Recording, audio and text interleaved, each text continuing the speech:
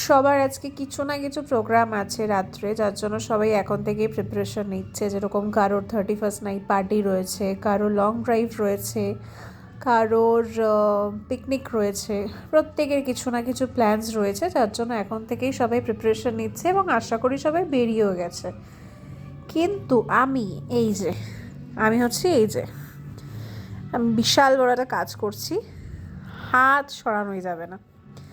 আমার আজকের প্ল্যান হচ্ছে এইটা, বিশাল বড় কাজ করছি আমি। একটুখানি আমি হটটা সরাতেই পারবো না এই ভদ্রমহিলার জন্য। সারাক্ষণ চুলকে দাও চুলকে দাও চুলকে দাও,